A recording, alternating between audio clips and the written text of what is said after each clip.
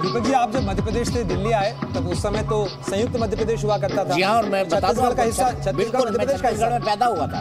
अच्छा, छत्तीसगढ़ में पैदा हुआ था। मेरे फादर एक ट्राइबल स्कूल में टीचर थे और मैं बहुत रिमोट ऐसे गांव में भी रहा हूँ ट्राइबल स्कूल्स में जहाँ बस नहीं जाती थी। 5 किलोमीटर दूर बस स्टैंड होता था। तो you are meant from 2 states. I am meant from 2 states. और छत्तीसगढ़ में बता दूं, ये जो है दोनों आपके अपने हैं। हाँ, ये बस्तर का दरबार है, मूरिया दरबार। और यहाँ पर जनजाति लोग क्या करते थे, जो ट्राइबल्स होते थे, उनका कोई राजा नहीं होता था, तो वो एक पत्थर, एक सिंहासन रखते थे, उस पे एक नींबू रखते थे, उसको टीका लगा देते थे और वहां पे वो जन संसद करके अपने आपस से फैसले कर लेते थे। और ये मूरिया दरबार को छत्तीसगढ़ की झांकी में दिखाया गया। ये इसलिए भी महत्वपूर्ण हो जाता है दीपक जी, क्योंकि इस बार की जो थीम है वो नारी शक्ति के साथ साथ है भारत लोकतंत्र की मातृका, यानी मदर ऑफ डेमोक्रेसी।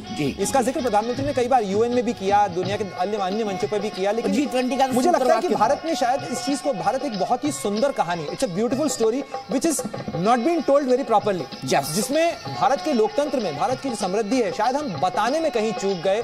और यही काम शायद प्रधानमंत्री मोदी अब कर रहे हैं। और देखिए, ये राजस्थान की जो झांकी है ना, मैं सिर्फ एक लाइन बोलना चाहता हूं, क्योंकि हमको लूटा गया, हमको जलाया गया, हमारे दस्तावेज जलाए गए, हमारे शिलालेख जलाए गए और हम पर एक विचारधारा थोपी गई। बिल्कुल, लेकिन परिवर्तन हो रहा है। लेकिन बीते 75 सालों के अंदर हमने जिस कामयाबी के साथ अपने आप को संभाला, जैसे सिविलाइजेशन स्टेट कहा जाता है ना, संस्कृति की ताकत है, उसकी जड़ें हैं कि आपने कितना काटने की कोशिश की, वो जड़ें इतनी मजबूत हैं कि उससे वो पेड़ फिर फूट के आ जाता है।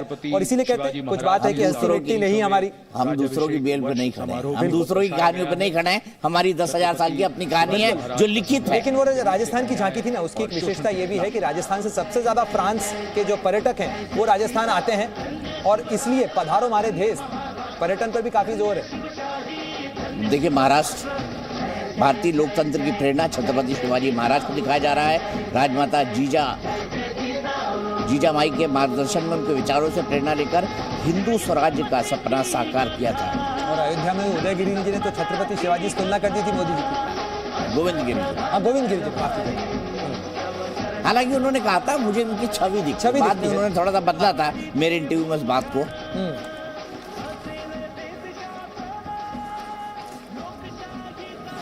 And now let's move on to the next tableau of Andhra Pradesh. The tableau is on the subject of transforming school education, making students globally competitive. सकल विद्यలకు మేమే సాటి విశ్వ విద్యకు మేమే పోటీ డిజిటల్ చదువుల భవితకు ఆస్తి ఇది మా డిజిటల్ క్లాస్ రూమ్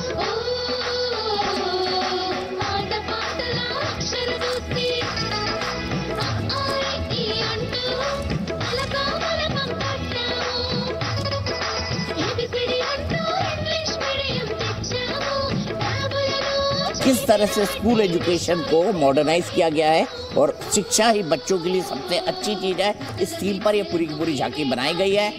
जो बदलाव आंध्र प्रदेश के अंदर स्कूली शिक्षा के अंदर हुए हैं, ये झांकी उसको दिखाती है। बिल्कुल, और इसके साथ साथ संदेश है बेटी बचाओ बेटी पढ़ाओ। जी, तो ये बेटियों की पढ़ाई पर जोर किस तरीके से दिया जाए, और किस तरीके से अगर बेटियां पढ़ती हैं तो वो केवल पूरे मतलब घर को नहीं, समाज को बदल देती है। और परिवार को बदल जाती है। अगर महिला पढ़ लेती है तो परिवार बदल जाता है। फिर वो चाहती है उसकी बेटी भी पढ़े, बेटे भी पढ़े। हाँ, लद्दाख की झांकी मुझे बड़ा अच्छा लगता है। Women ice hockey team exclusively composed of Ladakhi players symbolizes this journey of empowerment.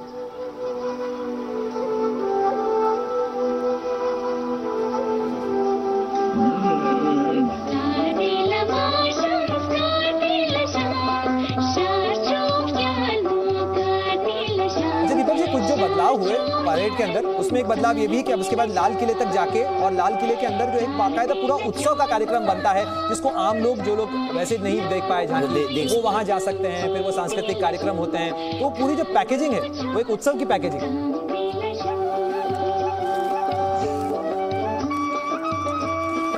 और भारत जो है देशी उत्सवों का है। हाँ। मनाते रहिए त्योहार।